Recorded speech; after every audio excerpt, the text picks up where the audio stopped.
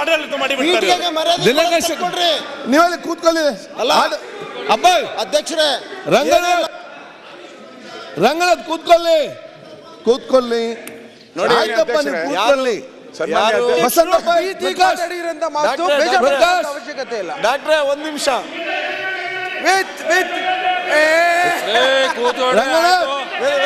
ಮಾತಾಡೋದಂಗೆ ನೀನು ಮಂಗಳೂರಿಗೆ ಇಟ್ಕೋ, ಇಲ್ಲಿ ಇಟ್ಕೋಬೇಡ. ಇಲ್ಲಿ ಇಟ್ಕೋಬೇಡ. ಇಲ್ಲ ಬಸ ಕೂತ್ಕೊಳ್ಳಿ. ರಂಗನಾಥ್.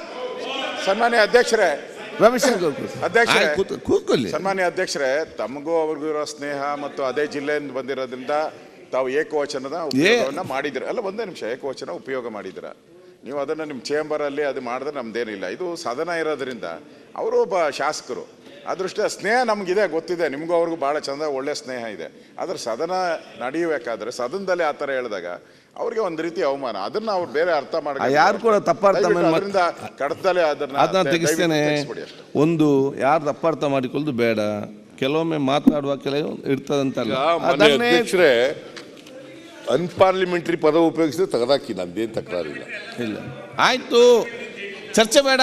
ಅವರು ಸ್ನೇಹದ ಕಾರಣಕ್ಕೆ ಇರ್ಬೋದು. ಕುತ್ಕೊಳ್ಳೋ ಗೊತ್ತು ಅಂತಂದ್ರು. ಈಗ ನಾನು ಈಗ 224 ಜನರಿಗೆ ಕೂಡ ನೋವಾಗದ ರೀತಿಯಲ್ಲಿ ಅವ್ರಿಗೆ ಬೇಕಾದ ಮಾತಾಡೋದ ಕಲೆ. ಆಯ್ತು, I have got all the respect for Basavaraj.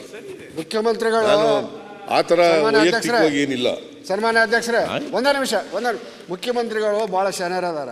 ಅವ್ರಿಗೆ ಯಾಕಿಷ್ಟು ಸಪೋರ್ಟ್ ಸಿಗಾಕತ್ತೈತೆ ಆ ಕಡೆಯಿಂದ ಅಂದ್ರೆ ಸಚಿವ ಶೀಘ್ರದಲ್ಲೇ ಪುನರ್ರಚಿಸಲಾಗುವುದು. ಮತ್ತೆ ಔಟ್ ಆಫ್ ದಿ ಸಬ್ಜೆಕ್ಟ್ ಅಲ್ಲಿ ಹೋಗಿ ಮಾತಾಡ್ತೀರಿ. ಏನು ಸಬ್ಜೆಕ್ಟ್ ಇದರ ಬಗ್ಗೆ ಮಾತಾಡಿ. ಈಗ ಉತ್ತರ ಡೈವರ್ಟ್ ಆಗೋದು ಬೇಡ, ಸಬ್ಜೆಕ್ಟ್ ಮಾತಾಡಿ. ಅದರಿಂದ ನಾವು 5 ಗ್ಯಾರಂಟಿಗಳನ್ನು 8 ತಿಂಗಳಲ್ಲಿ ಅವೆಲ್ಲನೂ ಕೂಡ ಅನುಷ್ಠಾನ ಕೊಟ್ಟು ಅದಕ್ಕೆ ಬೇಕಾದಂಥ ಹಣನೂ ಒದಗಿಸ್ಕೊಟ್ಟು ಸಂಪೂರ್ಣವಾಗಿ ಜಾರಿ ಮಾಡಿದ್ದೇವೆ. ಜನರು ಖುಷಿಯಾಗಿದ್ದಾರೆ. ಯಾರು ಫಲಾನುಭವಿಗಳಿದ್ದಾರಲ್ಲ, they are happy, they are very very happy. ಆದರೆ ಎಲ್ಲರನ್ನೂ ಸಮಾಧಾನ ಮಾಡೋಕ್ಕಾಗಲ್ಲ. ವಿರೋಧ ಪಕ್ಷದವ್ರು ಹೆಂಗೆ ಸಮಾಧಾನ ಮಾಡೋಕ್ಕಾಗುತ್ತೆ? ವಿರೋಧ ಪಕ್ಷದವರು ವಿರೋಧ ಮಾಡಬೇಕು ಅಂತಲೇ ಇದ್ದಾರೆ. ಅದರಿಂದ ಈ ನಮ್ಮಲ್ಲಿ ಕಾಮಾಲೆ ರೋಗ ಅಂತ ಬರ್ತದೆ. ಈಗ ಏನಪ್ಪ ಕಾಮಾಲೆ ರೋಗ ಡಾಕ್ಟ್ರೆ? ಕಾಮಾಲೆ ರೋಗದವ್ರಿಗೆ ಜಾಂಡೀಸ್ ಅಂತ, ಇಂಗ್ಲೀಷ್ನಲ್ಲಿ ಜಾಂಡೀಸ್ ಅಂತ. ಅದಕ್ಕೆ ಎಲ್ಲ ತಗೊಂಡೋಗ ಅವನು ಯಾವನೇ ಕೊಡೋನು. ಯಾವ ರೋಗ ಬಂದಿತ್ತೋ ಇಲ್ಲಿದ್ದಾಗ ಅದೇ ರೋಗನೇ ಇರೋದು ಎಲ್ಲ. ನನಗೆ ಬಂದಿದ್ದ ರೋಗನೇ ನಿಮಗೂ ಬಂದಿದ್ಯಾ? ನನಗೆ ಬಂದಿರೋದು ಒಂದೇ ಒಂದು ರೋಗ, ಏನು ಗೊತ್ತಾ? ಡಯಾಬಿಟಿಕ್. ನಿನಗೆ ಬಂದಿದ್ಯಾ? ಬಂದಿಲ್ವಾ? ನನಗೆ ಬಂದಿರೋ ರೋಗ ಡಯಾಬಿಟಿಕ್. ಅದು ಡಯಾಬಿಟಿಕ್ ಸರ್, ಅದು ಒಂಥರ ನ್ಯಾಷನಲ್ ಹೈವೇ ಇದ್ದಂಗೆ. ಅದು ಬಂದ್ರೆ ಎಲ್ಲ ಬಂದಂಗೆ ಲೆಕ್ಕ. ಶುಗರ್ ಬಂದ್ರೆ ಎಲ್ಲದಕ್ಕೂ ದಾರಿ. ಶುಗರ್ ಬಂದ್ರೆ ಹೋಗ್ತಾರೆ, ಬೇರೆ ರೋಗ ಬಂದ್ರೆ ತಿರುಗ್ತಾರೆ. ಏನ್ ಮಾಡೋದು ಇವ್ರಿಗೆ? ಶುಗರ್ ಬಂದ್ರೆ ಎಲ್ಲದಕ್ಕೂ ದಾರಿ, ನಿಮ್ಗೂ ಗೊತ್ತಿದೆ. ನೋಡಪ್ಪ, ಶುಗರ್ ಬರದೇ ಹೋದ್ರೆ Ashoka, main road lucky man. Sugar ಬರದೇ ಇದ್ರೆ you are a most lucky man. ಈಗ ಯಾಕಂತಂದ್ರೆ more than 50% of the people, they are suffering from diabetic. ಯಾರಿಗೆ ಚಿಂತೆ ಇಲ್ಲ ಅವರು ಶುಗರ್ ಇಲ್ಲ. ಕರೆಕ್ಟ್. ಯಾರಿಗೆ ಚಿಂತೆ ಇಲ್ಲ. ಡಿ ಕೆ ಶಿವಕುಮಾರ್ ಅವ್ರಿಗೆ ಶುಗರ್ ಬಂದಿಲ್ಲ ಸರ್, ಚಿಂತೆ ಇಲ್ವಾ? ಹಂಗಾರೆ ಒಳ್ಳೆ ಕೆಲಸ. ಅವ್ರು BP ಅದರಿಂದ 5 ಗ್ಯಾರಂಟಿಗಳನ್ನು ಕೂಡ ಕೊಟ್ಟ ಮಾತಿನಂತೆ ಜನರಿಗೆ ಚುನಾವಣೆ ಪೂರ್ವದಲ್ಲಿ ಕೊಟ್ಟ ಮಾತಿನಂತೆ ಈಡೇರಿಸಿದ್ದೀವಿ. ಇದನ್ನ ಬಿಟ್ಟಿ ಭಾಗ್ಯ ಅಂತ ಕರೀತಾರೆ ಕೆಲವರು. ನೀವಲ್ಲ ಪಾಪ, ನೀವು ಕರೆದೇ ಇಲ್ಲ. ಇಲ್ಲ, ನಿನಗೆ ಬಿಟ್ಟಿ ಭಾಗ್ಯ ಅಂತ ಕೆಲವರು ಕರೀತಾರೆ. ಈ ಬಿಟ್ಟಿ ಭಾಗ್ಯಕ್ಕೆ ನಾವು 36,000 ಕೋಟಿ ಕೊಡೋಕ್ಕಾಗತ್ತಾ? ಬಿಟ್ಟಿ ಭಾಗ್ಯ ಇದು ಏನು ಗೊತ್ತಾ? ರಾಜ್ಯದಲ್ಲಿರ್ತಕ್ಕಂಥ ಬಡವರಿದ್ದಾರಲ್ಲ, ಎಲ್ಲ ಜಾತಿ ಎಲ್ಲ ಧರ್ಮದ ಜನರು, ಎಲ್ಲ ಜಾತಿ ಎಲ್ಲ ಕುವೆಂಪು ಅವರು ಏನು ಹೇಳಿದ್ದಾರೆ? ಸರ್ವೋದಯ ಸರ್ವರಲ್ಲಿ, ಸರ್ವೋದಯ ಸರ್ವರಲ್ಲಿ. ಆದರೆ ನೀವೇನು ಹೇಳ್ತೀರಿ? ಸಬ್ಕಾ ಸಾಥ್ ಸಬ್ಕಾ ವಿಕಾಸ್.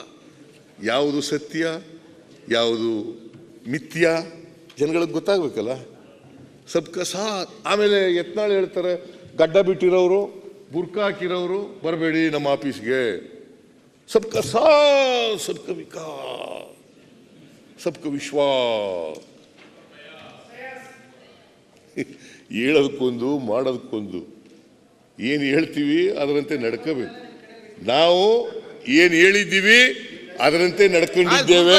ಕೂತ್ಕೊಳ್ಳೀಗ ಏ, ಅನಗತ್ಯವಾಗಿ ಮಾತಾಡಬೇಡಿ. ಹೇಳಿರೋ ಸುಳ್ಳ ನಿಜನ. ಯಾಕೆ ಅವ್ರು ಈಲ್ಡಾಗಿ ನೀನು ಸುಮ್ಮನೆ ಮಾತಾಡ್ತಾರೆ? ಅನಗತ್ಯವಾಗಿ ಬಿಟ್ಟು ಬಿಡೋದಲ್ರಿ.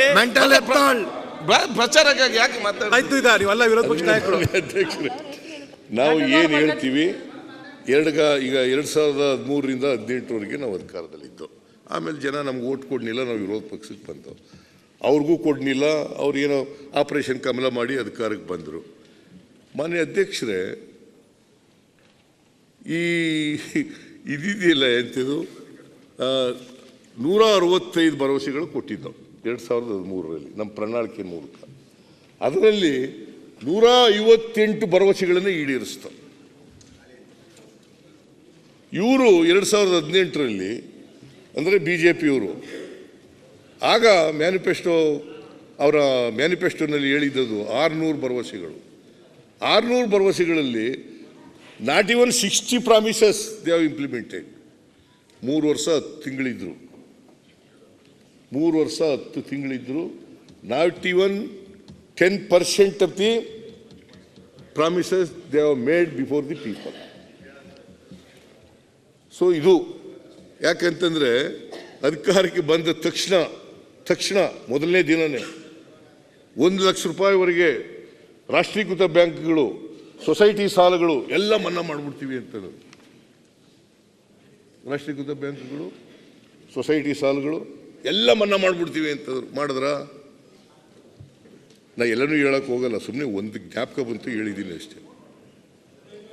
ಮಾಡಿದ್ರ? 3 ವರ್ಷ 10 ತಿಂಗಳಿದ್ರು. ಇದೇ ಯಡಿಯೂರಪ್ಪನವರು ಕೌನ್ಸಿಲ್ನಲ್ಲಿ ಉತ್ತರ ಕೊಟ್ಟಿದ್ದಾರೆ. ಮಂಜುನಾಥ್ ಕೂತ್ಕೊಳ್ಳಿ, ರಿಜ್ವಾನ್ ಉತ್ತರ ಕೊಟ್ಟಿದ್ದಾರೆ. ಉಗ್ರಪ್ಪನವರು ಲೀಡರ್ ಆಫ್ ದಿ ಅಪೋಸಿಷನ್ ಆಗಿದ್ರು. ಆಗ ಸಾಲ ಮನ್ನಾ ಮಾಡಿ, ಹಿಂಗೆ ಬರಗಾಲ ಇತ್ತು, ಸಾಲ ಮನ್ನಾ ಮಾಡಿ ಅಂತಂದರೆ, ಏನ್ರಿ ಉಗ್ರಪ್ಪನವ್ರೆ, ನಾವೇನೋ ಚುನಾವಣಾ ಸಂದರ್ಭದಲ್ಲಿ ಹೇಳಿದ್ದೋ ಹಾಗಂತೇಳಿ ನೋಟ್ ಪ್ರಿಂಟ್ ಮಾಡೋ ನೋಟ್ ಇಟ್ಕೊಂಡಿದ್ದೀನಿ, ಮಿಷಿನ್ ಇಟ್ಕೊಂಡಿದ್ದೀನಿ ರೀ. ₹1 ಮನ್ನಾ ಮಾಡಲಿಲ್ಲ. ನಾವು ಕೊಟ್ಟ ಮಾತಿನಂತೆ ಉಳಿಸ್ಕೊಂಡಿದ್ದೀವಿ. ಮೊನ್ನೆ ಅಧ್ಯಕ್ಷರೇ, ಇವರು ಮಿಸ್ಟರ್ ಅಶೋಕ್ ಅವರು ಪಾಪ ಮಾತಾಡ್ತಾ ಒಂದು ಮಾತನ್ನು ಹೇಳಿದ್ದಾರೆ.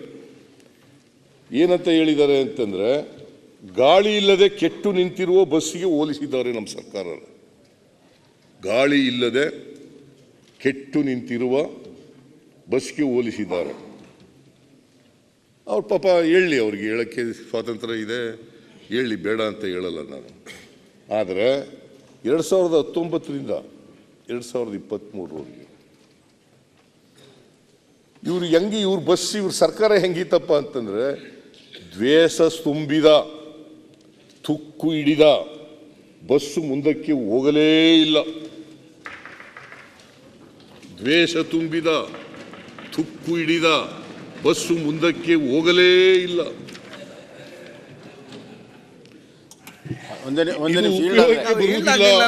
ಬಸ್ಸು ಮುಂದಕ್ಕೆ ಹೋದರೆ ಕೇವಲ ವಿಷದ ಹೊಗೆ ಉಗುಳುತ್ತದೆ, ಉಸಿದ ಹೊಗೆ ಬಿಡುತ್ತದೆ ಎಂದು ಜನ ತಳ್ಳಿದರು. ಏನ್ ಚೀಫ್ ಮಿನಿಸ್ಟರ್ ನೀವು ಕೂತ್ಕೊಳ್ಳಿ ಬಸ್ ಅಲ್ಲ ಮಧ್ಯ ಎದ್ದಿತ್ಗಳು ಮಧ್ಯಾಹ್ನ ಎದ್ದಿಲ್ಲ. ಈಗ ನೋಡಿ ಎದ್ದಿದ್ದೀರಿ. ಅಲ್ಲ ಈಗ ನಿಮ್ ಪರ್ಮಿಷನ್ ಕೇಳ್ತಾ ಇದ್ದೇನೆ. ಯಾರು ಪರ್ಮಿಷನ್ ಕೊಟ್ಟಿದಾರ ಇವರು? ನೀವು ಇಲ್ಲಾದ್ರೆ ಕೊಡ್ತಾರ ಅವರು. ಕೊಟ್ಟರೆ ಇಲ್ಲ, ನೀವು ಕೂತ್ಕೋತೀನಿ. ಇಲ್ಲ, ನೀವು ಇಲ್ಲಾದ್ರೆ ಮಾತ್ರ. ನೀವು ಒಪ್ಪಿದ್ರೆ ಈಲ್ಡ್ ಆಗಲ್ಲ. ಈಗ ಅಲ್ಲ ಇದು ಒನ್ ವೇ. ಕೂತ್ಕೊಳ್ಳಿ ಈಗ ಆಯ್ತು. ಏನೋ ಇಂಟ್ರೆಸ್ಟ್ ನ್ಯೂಸ್ ಫಸ್ಟ್ ನಿರ್ಭೀತಿಯಿಂದ ನಿಮ್ಮ ಪರವಾಗಿ.